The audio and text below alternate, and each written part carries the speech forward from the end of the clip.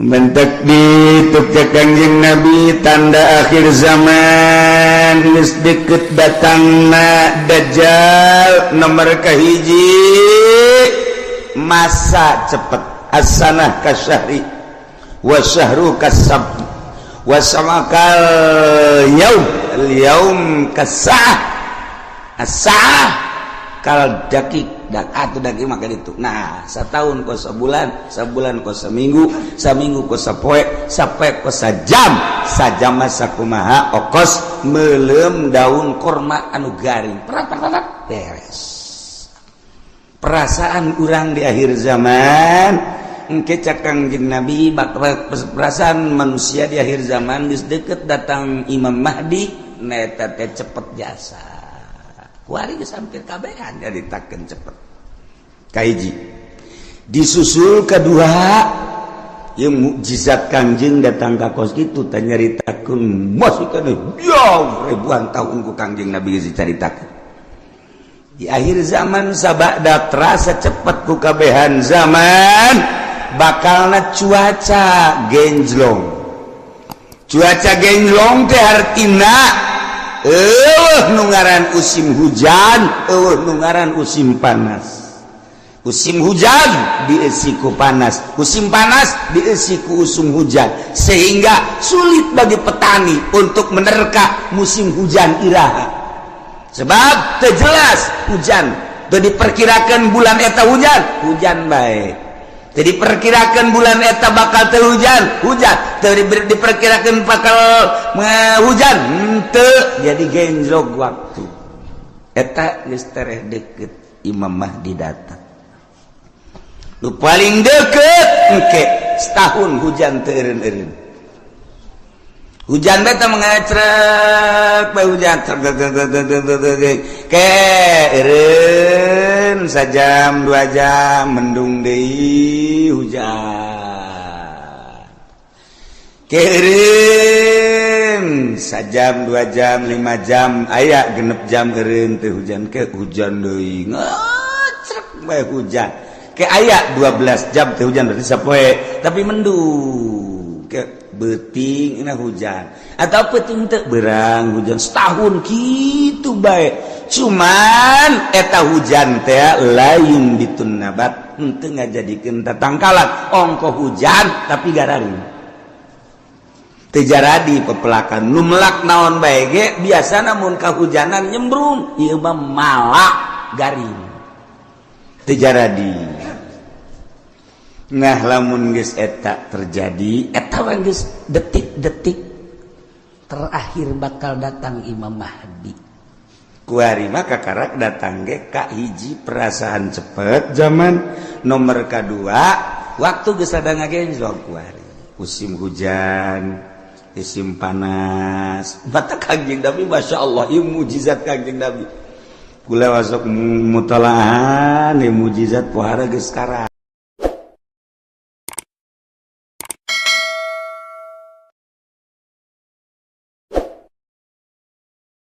Tekarasa orang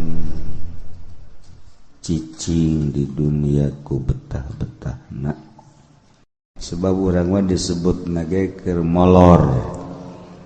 Cak Kangjeng Nabi annasun niamun manusia keur sarare fa idza matu intabahu ke hudang-hudang paeh bari wakar heas jadi keur ngimpi kuari ngimpi jadi bupati jadi gubernur nu ngimpi jadi lurah nu ngimpi jadi kiai pedagang sudager keur ngarimpi barang maot mahudang nyana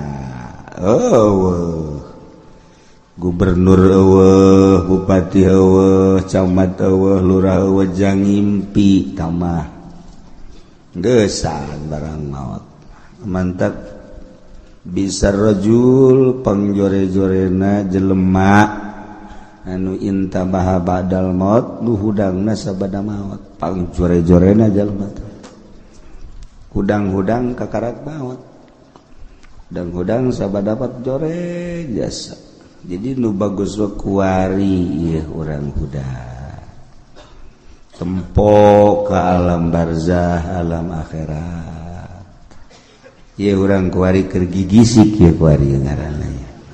Cicing di majelis keur gigisik encan aya hudang mah kakarak gigisik.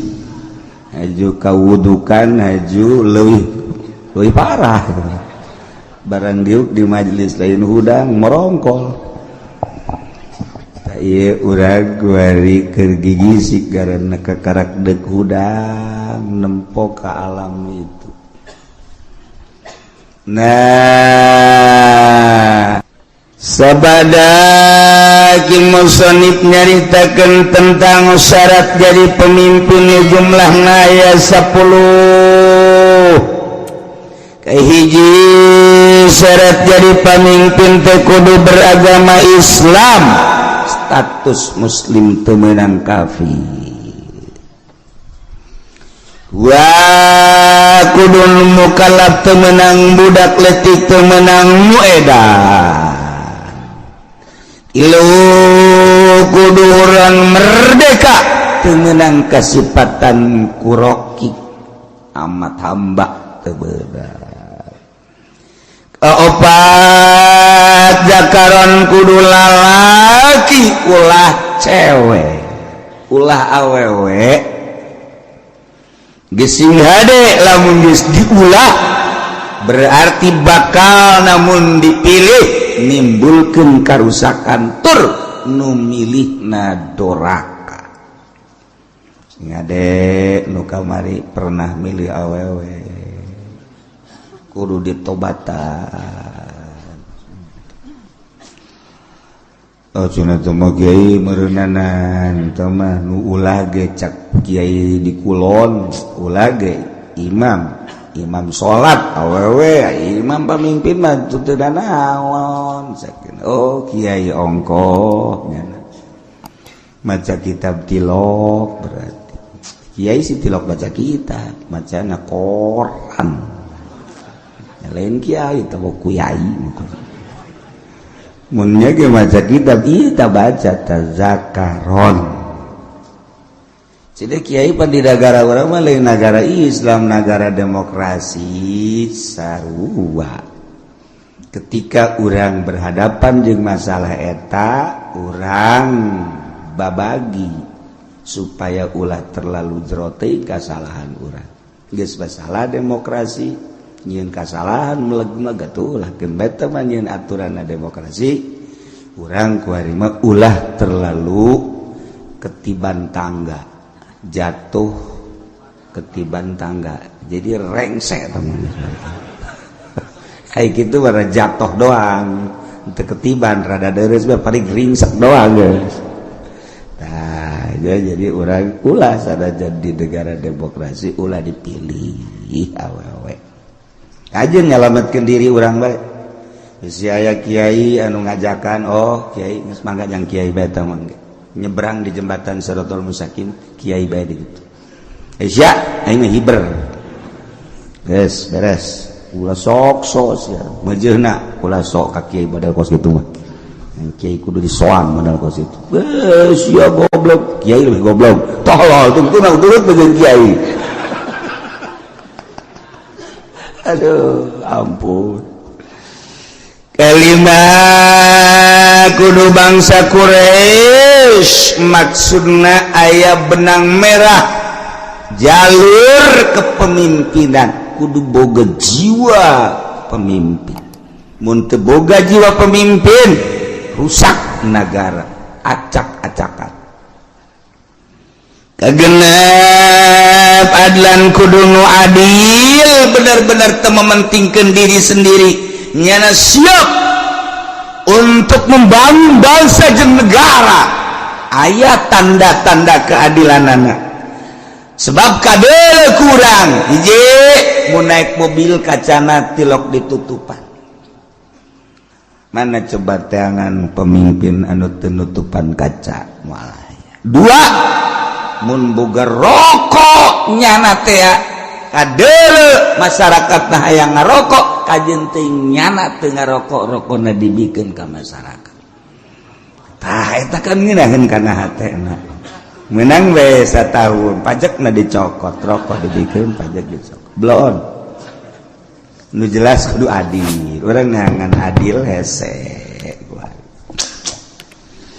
ketujuh mujtahidan pinter berarti sebab itu negara lain desa-desa acan berarti loba konflik anu kudu dipecahkeun permasalahan anak nyana teu kudu tuh nyatanya deui andai kata nanya hanya sekedar perbandingan jeung ilmu nu aya di otaknya anak supaya lancar ieu negara kudu mujtahidan 8 syuja'an kudu gede wawanen gagah ulah nu pelye gagah ngindaheun urang boga pamimpin nu gagah kumis gede mantap hehehe janggotan cambangan jadi urang ngeuleuh tanjak dage asana betah urang barang ngeuleuh presiden atau raja orang ya ini mah beti kali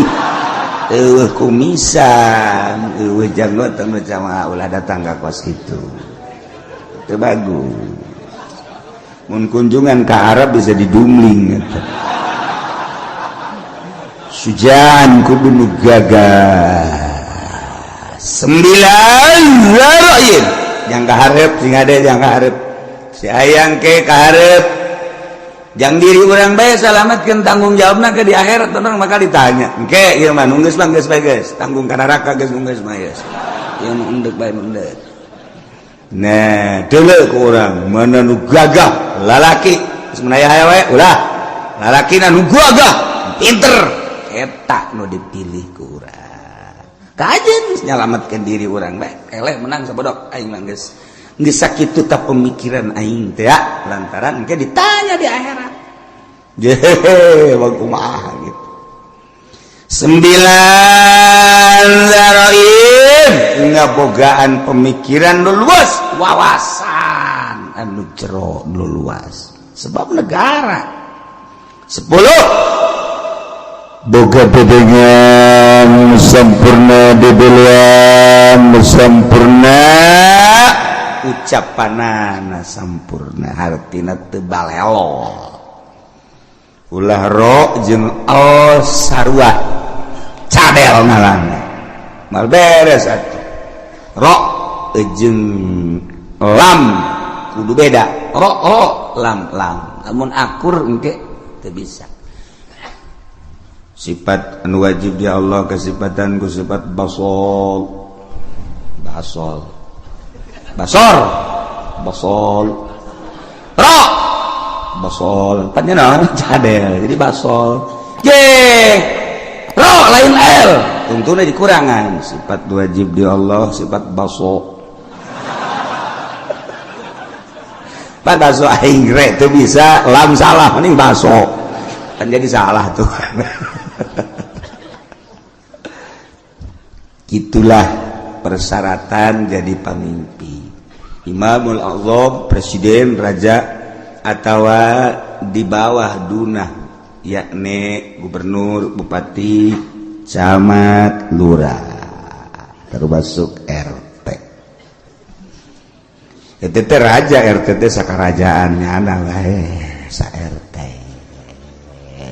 urang jadi takeun RT raja atuh pakai celana pendek pada RT raja kuari deuk nyaritakeun kasahanana jadi imamah kumaha ieu sahna nyana jadi pamimpin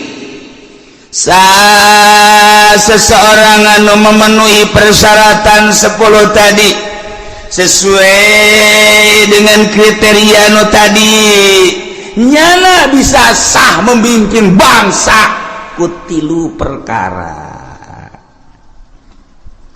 nomor kahiji wa tan'aqidul imamatu bil bai'ati wa tan'aqidul imamatu bisa kabundel nyangreud sah maksudna jadi pamimpin sifat pamimpin yakni imam presiden gubernur bupati bil bai'ati ku bai'at dibeat di zaman baheula pertama nu dibeat ialah Sayyidina Abu Bakrin Siddiq radhiyallahu anhu. Pertama nu dibeat jadi pemimpin adalah Sayyidina Abu Bakar Siddiq. Seluruh sahabat anu ngabogaan wawasan anu sampurna berpangkat ijtihad mujtahid, berbagai kelompok tina kelompok dicepol untuk mengesahkan kepemimpinan Sayyidina Abu Bakar Siddiq radhiyallahu anhu. Datangkeun Sayyidina Abu Bakar bari Sayyidina Abu Bakar mungeun Sayyidina Abu Bakar cerik Sayyidina Abu Bakar ketika dipilih jadi khalifah embung. Masya Allah, sarua ketika Sayyidina Umar ge dibeat jadi pemimpin, sarua setiheun Sayyidina Umar lantaran sarua jeung ngangsongkeun diri ka seuneu. Nomor kahiji dibeat lain hayang dibeat, tapi masyarakat tokoh masyarakat ngabeatnya dijadikan pemimpin. Mentek dituk Kangjeng Nabi tanda akhir zaman geus deukeut datangna Dajjal. Nomor kahiji masa cepet, as-sanah kasyahri wa syahru kasab wa samakal yaum kasah as-saah kal dakik atau daki maka itu. Nah, setahun ko sebulan, sebulan ko seminggu, seminggu ko sapoe, sapoe ko sajam, sajam sakumaha okos meuleum daun korma anu garing. Perat beres. Perasaan urang di akhir zaman engke cak Kangjeng Nabi perasaan manusia di akhir zaman geus deukeut datang Imam Mahdi eta teh cepet jasa. Wari geus hampir kabehan nyaritakeun cepet. Kahiji. Disusul kedua yang mukjizat Kangjeng datang ka kos kitu teh nyaritakeun masih kana ribuan tahun ku Kangjeng Nabi geus dicaritakeun. Di akhir zaman sabada terasa cepet ku kabehan zaman bakalna cuaca genjlong. Cuaca genjlong teh artina nu ngaran musim hujan, nu ngaran musim panas. Musim hujan diisi ku panas, musim panas diisi ku musim hujan, sehingga sulit bagi petani untuk menerka musim hujan iraha. Sebab terjelas hujan, teu diperkirakan bulan eta hujan baik. Teu diperkirakan bulan eta bakal teu hujan, teu diperkirakan bakal hujan, henteu jadi genjlog waktu. Eta geus tereh deukeut Imam Mahdi datang. Nu paling deukeut engke setahun hujan teu eureun-eureun. Hujan beta mengacrek bae hujan ke eureun sajam 2 jam mendung deui hujan. Ke eureun sajam 2 jam 5 jam aya genep jam eureun teh hujan ke hujan deui ngacrek bae hujan. Ke aya 12 jam teh hujan berarti sapoe tapi mendung ke beuting na hujan atau peuting teu beurang hujan setahun kitu bae. Cuman eta hujan teh lain bitun nabat henteu ngajadikeun tatangkalan ongko hujan tapi gararing teu jaradi pepelakan nu melak naon bae ge biasana mun kahujanan nyembrung ieu mah malak garing teu jaradi. Nah lamun geus eta terjadi eta geus detik-detik terakhir bakal datang Imam Mahdi. Kuari mah kakarak datang ge ka hiji perasaan cepet zaman, nomor kadua waktu geus rada ngagenjlog kuari. Musim hujan, musim panas. Mata Kangjeng Nabi masyaallah ieu mukjizat Kangjeng Nabi. Kula wasok mutalaahan ieu mukjizat pohara geus karasa kuari. tinggal ngecek hujan. Engke aya suara di berbagai pelosok. Di kaler aya suara seperti suara ki trompet atawa suara ti kidul atawa ti kulon suara ti wetan atawa ti jerotan aya suara gesekan-gesekan atawa suara ti luhur ieu ge sarua geus tereh datang. Nah, ngecerk hujan ti Kanjeng Nabi bakal ngecrok tapi teu jaradi tatangkala. Panas, ongkoh usum hujan tapi panas. Kokos urang naik mobil mewah tapi kesana. Slow bapanku. Naik mobil do mau Fortuner, AC-na gede. Tapi di jero mobil kesangan. Sebabnya di udag-udag hutang. Mobil lagi ngiriditan hutang. Kawin mah aya 3 aya 4 ngan dibobodo kabeh ge ku duitna ngahutang di bank. Nah ieu ge di akhir zaman barudak. Jin ke barokah hutang kabeh. Masyaallah. Peneleuan hadis Kanjeng Nabi akhir zaman geus rada loba. Di antarana engke jelema lalumpatan menuju neraka. Kanjeng Nabi di akhir zaman mah kabeh jelema lalumpatan menuju neraka. Sahabat caricing bae. Maksudnya salah tante Kanjeng Nabi ngomong nyarita. Kanjeng Nabi balik deui ngomongna di akhir zaman mah jelema lumpat kabeh ka neraka. Percis kos kuya mun dibahasakeun urang mah. Kos kuya ngagejeburkeun diri ka cai.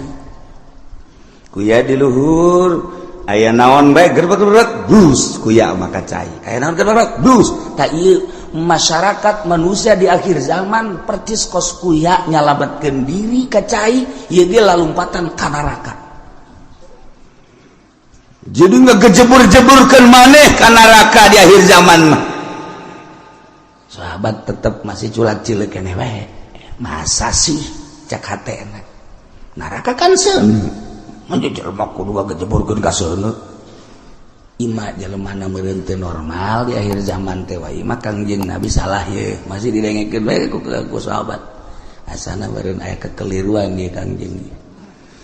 Kangjeng Nabi kan weruh sadurungna. Sahabat teh masih kene culak cileuk. Banget teu percaya cak Kangjeng Nabi di akhir zaman ke jelema lalumpatan menuju neraka. Percis kos kuya nyalamatkeun diri ngagejeburkeun ka cai. Engke jelema masing-masing kabeh berduyun-duyun. Malah mah mun aya anu rada lambat kunyana disingkirkeun lambat amat sih ka neraka. Disingkirkeun kunyana anjeula. Jadi anu jelema-jelema anu ngahalangan di lambat sia ka neraka bae kudu lambat anjeula. Wih bari yang berani ayo aing geula geus aing jadi pamimpin neraka geus. Oh beranian biasa. Berarti kan geus 3 kali Kanjeng Nabi nyarita kos kitu tah. Berarti beneran nanya lah sahabat panik. 5 ya Rasulullah. Kunaon bisa kos kitu ya Rasulullah bisa jereba berduyun-duyun ka neraka. Sebab jelema kabeh memberanikan diri hayang jadi pamimpin.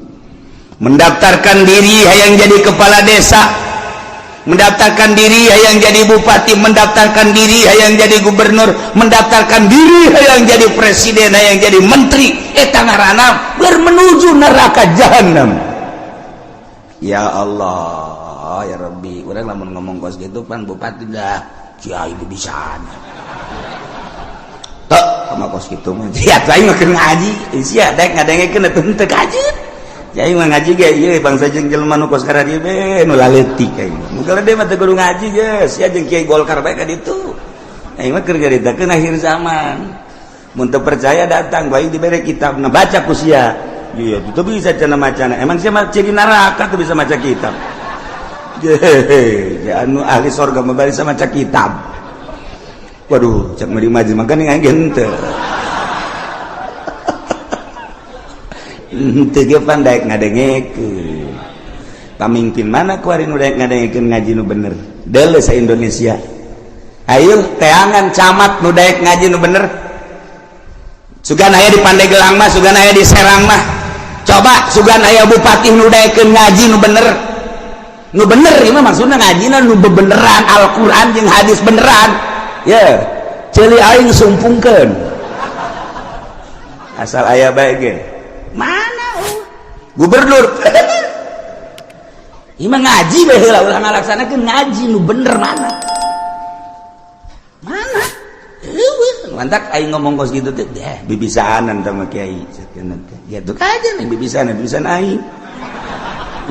Itu percaya sia. Itu babagi bae ge di akhirat. Dah, surga mah lain nu ki uci anu pangeran. Aing mah wau jeung pangeran goblok. Ya, gue sombongan nya lah. Ai sombongan kitu mah mejeuna. Pajar baik bener bae sombong lah. Angkorak sia. Nah ieu mah keur carita di akhir zaman eta Kangjeng Nabi deuleu lah dikana kitab Mukjizatur Rasul di akhir zaman aya kitabna beuli. Geus mah jang pamimpin bae beuli, sia mah teu kudu lah. Cukup ngadaengkeun di aing geus. Ya Kiai Golkar tilok ngomong nu kitu pan. Kiai partai tilok aing ye gua ngomong ye. Berduyun-duyun jelema menuju neraka. Kaget sahabat. Salah ngomong meureun Kangjeng. Berduyun-duyun jelema ka neraka. Asana lain meureun. Berduyun-duyun jelema ka neraka. Aya anu mandeg disikirkeun awas ya, ayo sia mah ka nerakana. Halangan aing. Oh, berarti bener can sahabat. Ima ya Rasulullah kunaon? Lantaran jelema memberanikan diri hayang mimpin batur puguh diri nage bobolokot ku dosa.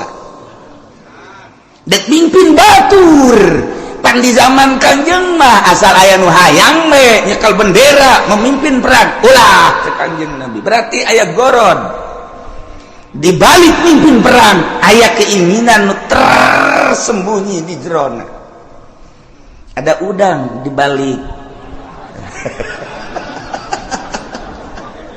Aduh. Ya ongkos nulungan rangda. Eta teh ada udang di balik rangda eta ka jeung ku wae. Aya rangda katabrak sepeda di ais. Eta teh lain sangais-gaisna. Mun ditanya karunya jasa katabrak sepeda cek cenah. Isukna aya nini-nini katabrak motor diantapkeun ku nya. Goblok tadi pendi blon. Korek ada udang di balik eta. Aduh, masya Allah. Nah, iya ge jekel bendera ketika hayang.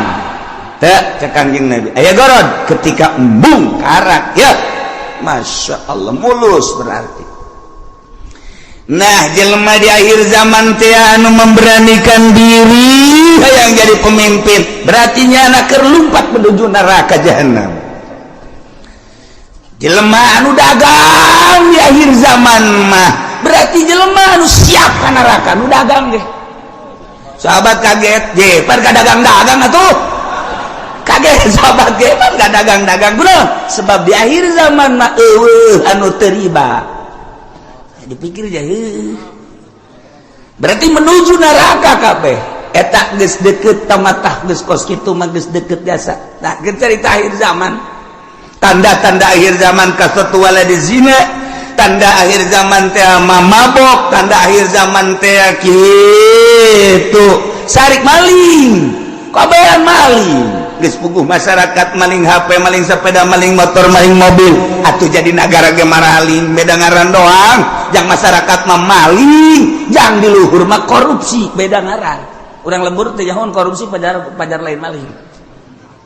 Aja maling, mun urang bebeja ka urang lembur kan ini tuh, itu tuh tukang korupsi, bagus amat. Bagus saknya teh. Tuh nyaon korupsi nya mah. Sarua jeung air mineral barang ku urang dibere ini air mineral. Ih, embung ini mah air mineral mah. Kunaon? Eta kan dicampuran mineral. Oplok. Cek jana meureun mineral teh pajar ragi lah kira-kira gitu tah. Nih air mineral bagus nih. Embung ini mah. Ayo kudu dicampuran mineral. Ya ini. Udikna kebelah ditu deui udik. Tamati udik teh masih 2 kilometer ka ditu. Eta loba bahasa-bahasa di akhir zaman mah urang lembur teh nyaho. Maksudnya ditekan situasi dan kondisi. Cak urang lembur teh mah kiai isian malulu, cenah ngomongna ieu teh betah. Urang lembur atuh dibere bahasa kos gitu. Nyana ndek inteleka. Jadi urang lembur teu ngarti. Eta teu nyambung ngaran. Di lembur mah ngomong lembur bae. Sok sekolah ieu, loba jasa nu nitahan bahasa Indonesia. Teu betah ieu mah. Emang teu betah teu bisa, teu bisa. Teu bisa asal pakai bahasa Indonesia bae kandas. Okos urang rajek bahasa Jawa, kebal-kebal Sunda deui bae nya ge. Aduh, Masya Allah. Nah, iya. Jadi orang namun nyaritakeun mujizat Kangjeng Nabi kadang hayang seuri bahasa Kangjeng nan hayang seuri hebat amat ngabahasakeunna yusafiruna ila jahannam. Ih. Berangkat kabeh ka jahanam. Ai. Kadua yas'auna ila jahannam, lumpat yas'auna mah yusafiru mah leumpang, yas'auna mah lumpat. Sahabat kaget, tanya luatan si ka jahanam.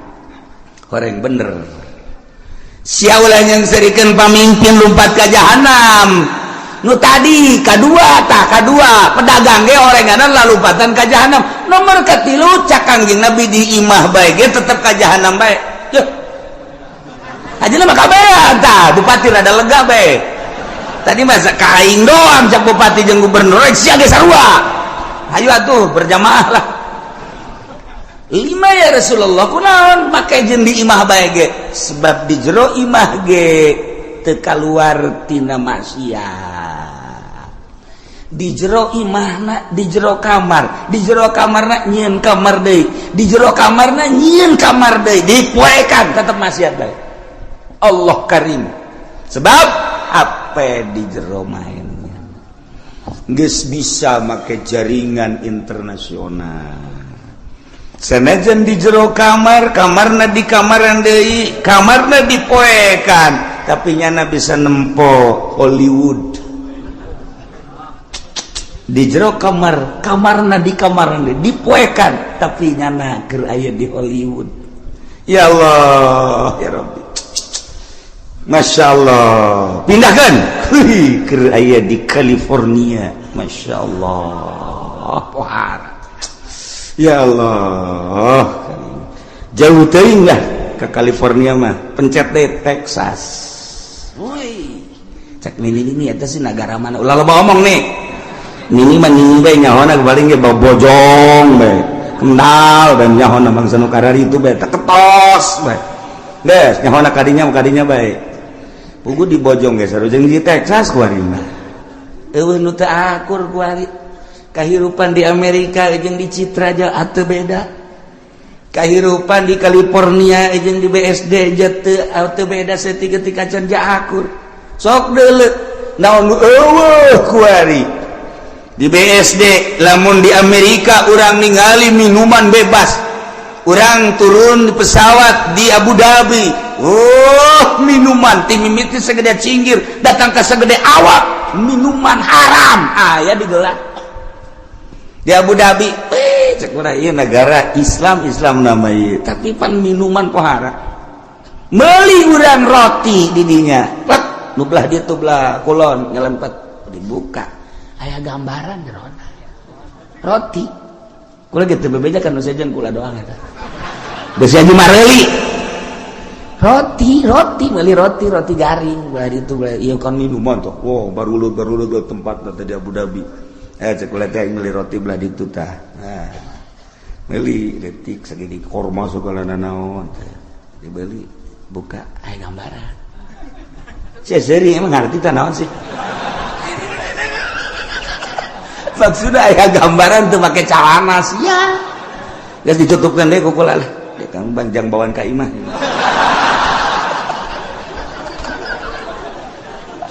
Masya Allah Karim.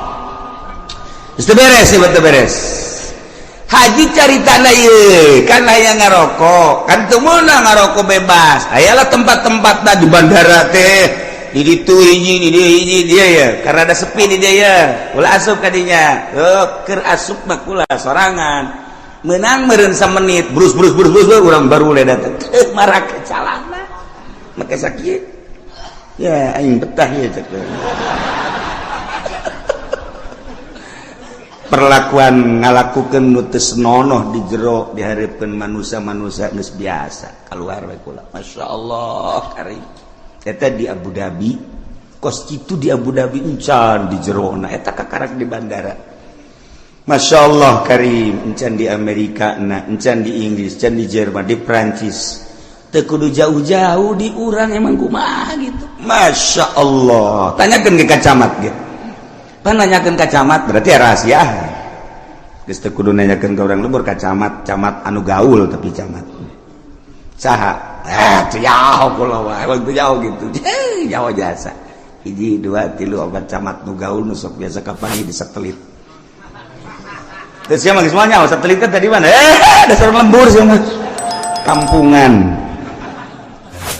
kos gitulah Indonesia eta ge Tangerang mantak berduyun-duyun menuju neraka di akhir zaman geus eueuh anu teu lumpat ka neraka cerik kabeh sahabat ketika cerik tetapi aya keneh manusia di eta zaman anu tetep ngomongna teger bae nyana menjaga mata ceuli jeung sajabana tetep bae ka Allah eta teh cek Kangjeng Nabi saeutikna ge saeutik deui qalilan bahasa qalil teh saeutik aqgol min golil jadi itu bahasa kajian aqgol min golil leuwih saeutik tinu saeutik jasa mun cak urang saeutik jasa eta ge direntogan bae ku bangsana deui nyana negakeun ke hak negakeun adil jujur dina kakarak nyarita doang geus direntogan ku berbagai tokoh ku berbagai masyarakat ku berbagai tapi tetap aya bae cak Kangjeng Nabi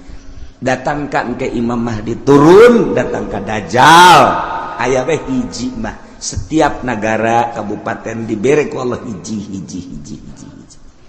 cuman geus hese nyalametkeunana sakadar nyarita ilah Kangjeng Nabi nyaritakeun mukjizat di akhir zaman geus kuari mah zaman geus karasa cepet waktu ngageser geus encan doang hujan ngecerk satahun angkep lamun kula nyaritakeun Mekah bakal dilebaran Madinah bakal diberek geus eukeur malah nah ieu tinggal hujan ngecerk satahun tapi teu jaradi naon teu jaradi jelema berduyun-duyun menuju neraka jahanam teu karasa masyaallah tetap urang mantap ngaji urang hayang salamet mudah-mudahan urang kabehan disalamatkan ku Gusti Allah keluarga urang pemajikan anak incu urang disalametkeun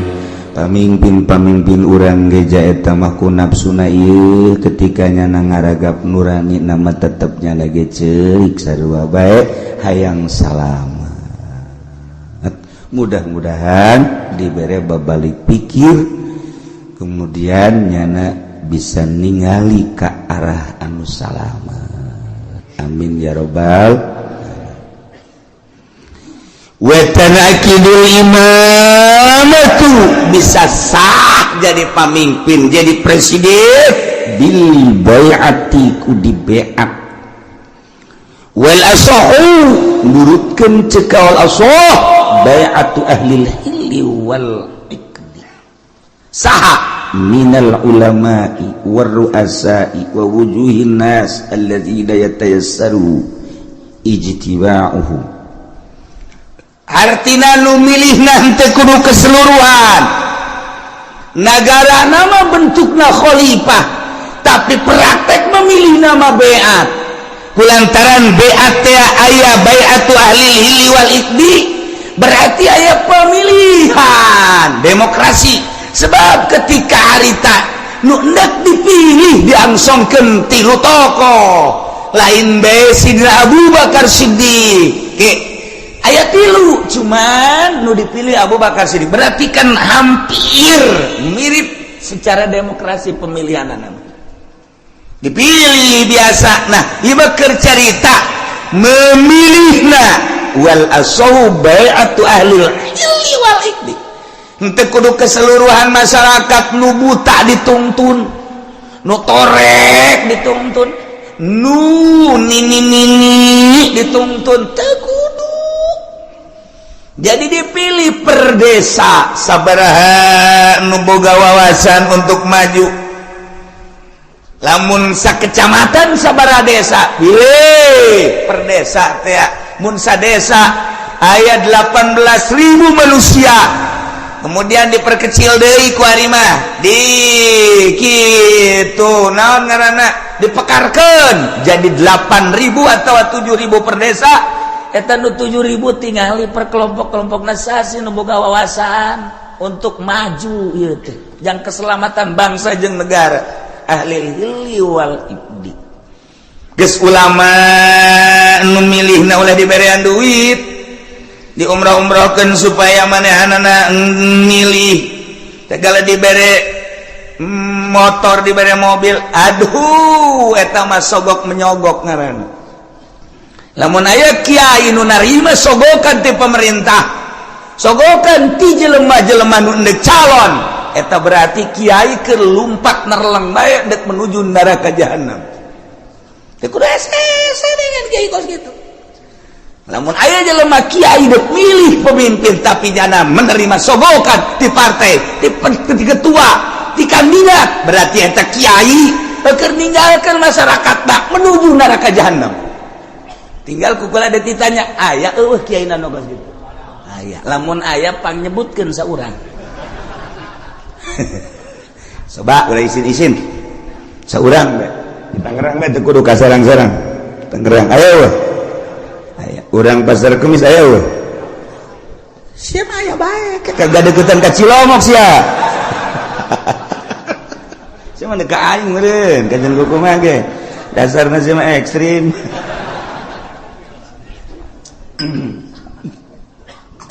Nah ulama memilihna boga wawasan di samping ulama ruasa pemimpin-pemimpin tokoh-tokoh wa wujuhin nas tua-ketua manusia anu gampang kumpulna dalam rangka menyatukan visi dan misi untuk memajukan bangsa jeung negara. Masya Allah nu milihna nu kos kitu yes kuari maka simpulanana bae wa syartuhum sifatus suhud syarat jelema nu endek mengangkat kepemimpinan ulama tokoh termasuk kitu kepala-kepala kampung dan lain-lain sebagai berbagai lapisan masyarakat anu dianggap mempunyai wawasan syaratna sifatus suhud sifat saksi nu kira-kira nyana jadi saksi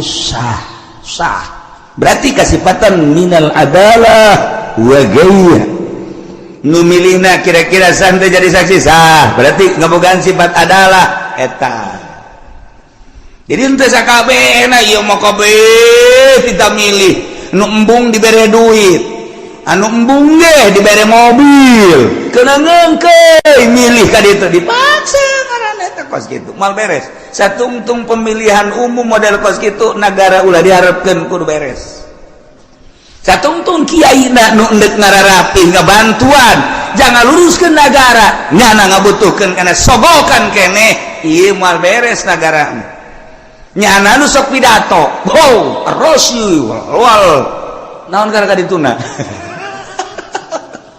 finar ceknya ya Rasul murtasi finar nyogok nyung narima sogok ka neraka hulunya anak tas dibere motor mio nah cekal huluna heuh sia ngomong goblok kieu teu bareres goreng dia ongkos jelema di kota Allahu Akbar Allahu Akbar bayang naon Allahu Akbar pas adzan Allahu Akbar hees tiap tadi Allahu Akbar beratas itu Allahu Akbar wayah adzan hees tekan teu beres eta gisarikan urang ngaji kuari hudangkeun awak urang nu keur hees supaya gigisi tempo gerak ke alam barzah ulah neulean batur awak kurang bakal dibaringkeun di alam barzah teu nu dibawa kabeh ge sugih teu dibawa gagah teu dibawa kabeh ngan awak kurang we jeung boeh dibukakeun ieu na ditempelkeun pipi urang kana taneuh sakadar urang gagah sakadar gagah keur hirup paeh mah geuninganan kos kitu sugih keur hirup paeh mah geuning kos kitu baring bae bentakeun mata hate urang aing teh bakal kos kitu kabeh nu daek milu rekan-rekan ngan sakada datang ka bibir kuburan pemajikan jeung anak datang ka bibir kuburan doang pemimpin urang kepala urang mun urang bawahan ngan datang ke bibir kuburan doang selesai ditutup kuburan urang sorangan di jero tanggung jawab urang bakal datang amal-amal urang bentakeun mata hate urang eta nah lamun geus bentak itu kan rada dijaheueuh horengan eta ngaranna bentak udang ngaranna geus inget kanu bogana ka Allah Subhanahu wa ta'ala. Nailah di negara Islam cara memilih pemimpin di beat cara ngabeatna cekawal asob beatu ahlil hili wal ikdi ngabeatna ahlil hili wal ikdi yakni minal ulama war ru'asa wa wujuhin nas ulama-ulama jeung pemimpin-pemimpin jeung tokoh-tokoh masyarakat anu mudah berkumpulna untuk menyatukan visi dan misi dalam rangka melajukan bangsa jeung negara. Syaratna sifatus suhud kudu sahnyana jadi saksi, berarti kesifatan ku sifat adalah ulah kabehan memilih jam milih nage nama henteu boga wawasan, henteu boga wawasan jang ngemajukeun umat bangsa jeung nagara, teu boga pikiran kumaha ieu bakalna lamun dipimpin ku seeta negara urang, perpolitikan, perekonomian, perbudayaan, leuwih agama. Lamun urang geus nyaritakeun agama, kan mayoritas di Indonesia mah urang geus korban Jakarta geus dipimpin lain ku muslim tapi ku kafir. Teu beurang di jerona karaya musliman. Eta geus bentuk kasalahan mangga bae ieu bah nagarana demokrasi kan tetep bae urang teh hese ngayakeun muludan di Jakarta. Cobalah gubernur dipersilakan untuk nyambut aja nyanang ke kumaha nyambutna wih sebuah nirwana lain Kanjeng Nabi nyarakan nirwana golok ya nyaritakeun rajaban panggil coba mal bisa. Jadi geus eueuh agama mah macet sedangkan Indonesia mayoritas agama atuh kudu dihormati mayoritas kajian kumaha ge nu mantak ti baheula di urang mah negara demokrasi terpimpin teu murni henteu bisa nuturkeun Amerika langsung ka pusat ka ditu secara utuh sebab lawan mayoritas Islam loba ulama loba wali-wali aya kesenjangan atuh lamun kos kitu. Sebab non paling istimewa agama mah Islam. Sebab di Islam mah kabeh merasa terhormati. Kristen dihormati ku Islam mah, Buddha dihormati ku Islam, Katolik dihormati. Pokoknya masing-masing, tetapi anu bercokol memimpin tetap kudu